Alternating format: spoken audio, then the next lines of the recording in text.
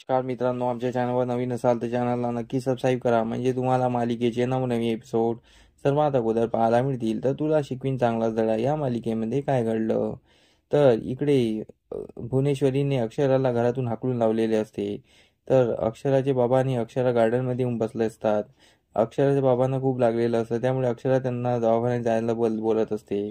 पण तिचे बाबा ते बोलतात की आता मी भुवनेश्वरीच्या खिलाफ कंप्लेंट करणार, आणि ते वकिलाला बोलण्यासाठी अक्षराशी बोलत असतात. पण अक्षरा त्यांना बोलते की अगोदर आपण दवाखान्यात जाऊ, त्यानंतर आपण जे काही करायचं करू.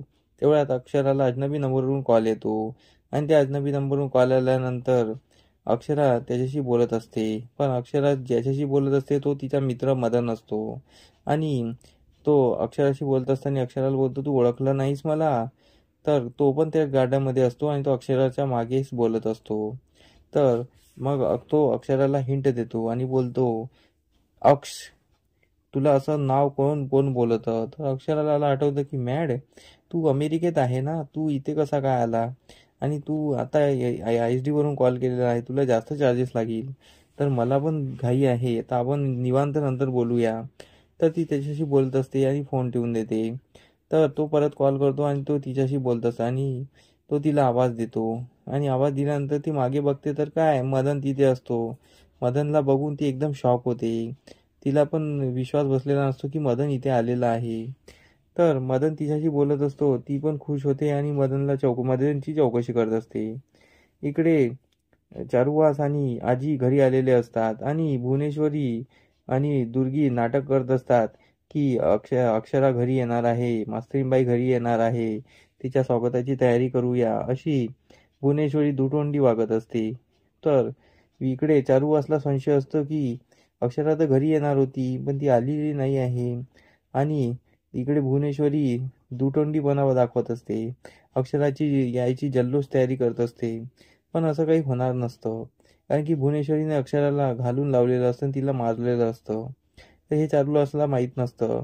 तर भुवनेश्वरी बोलते, अक्षरा घरी यायला पाहिजे, मी किती प्रयत्न केले आणि ते फायनली ते आज घरी येत आहे, म्हणून आम्हाला खूप खुशी आहे. पण चारुवास उलट तपासणी करतो. तर चारुवासला थोडा थोडा विश्वास होतो की बा भुवनेश्वरी खरंच चांगली आहे का, आणि ती अक्षराला आणण्यासाठी किती प्रयत्न केले आहेत. पण चारुवासला माहीत नसतं की भुवनेश्वरीने रचलेला हा कट आहे. तर चारुवास बोलतो की अक्षरा कधी येणार आहे आणि कोण घेऊन येणार आहे. तर त्यावर भुवनेश्वरी बोलते, अधिपती सोबत येणार आहे ना ती, म्हणून आम्ही जल्लोष तयारी केलेली आहे. तर चारुवास पण तयार होतो. तर इकडे अधिपती त्याच गार्डनमध्ये पोहोचलेला असतो. इकडे गार्डनमध्ये तो अक्षराला शोधत असतो. तर इकडे अक्षरा आणि मदन बोलत असतात.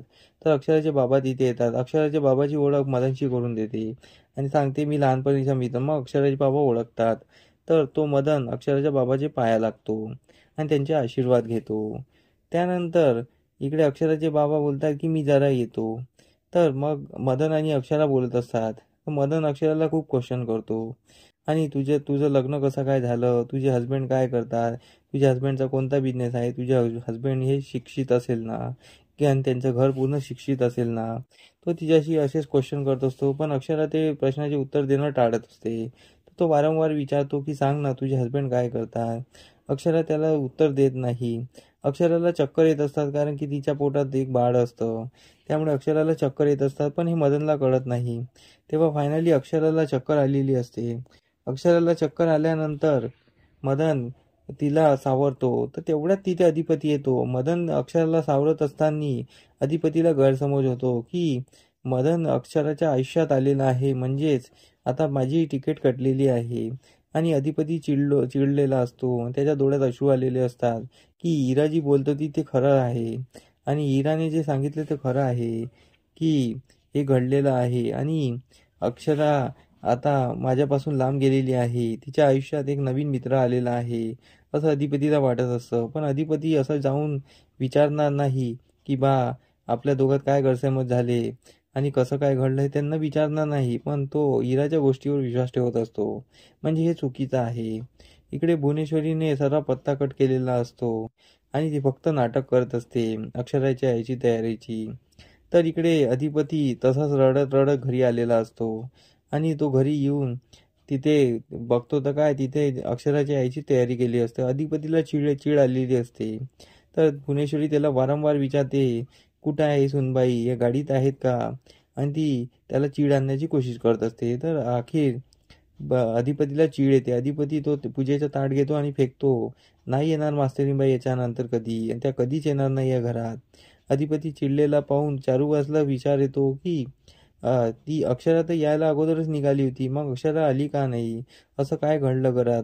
असं चारुबासला प्रश्न पडत असतो. पण हा भुवनेश्वरीने रचलेला कट असतो. ते हे कोणालाच माहीत नसतं. ते फक्त दुर्गी आणि भुवनेश्वरीलाच माहीत असतं की अक्षरासोबत काय घडलं आहे. तर आता समोरील भागात आपल्याला हे पाहणं रंजक ठरणार आहे की अ, अक्षरासोबत जे वागलेलं आहे ते अधिपतीला कळणार का? किंवा अधिपतीला जे मदनबद्दल चुकीची कल्पना झालेली आहे ते त्या दोघांचा तो विवाद मिटणार का?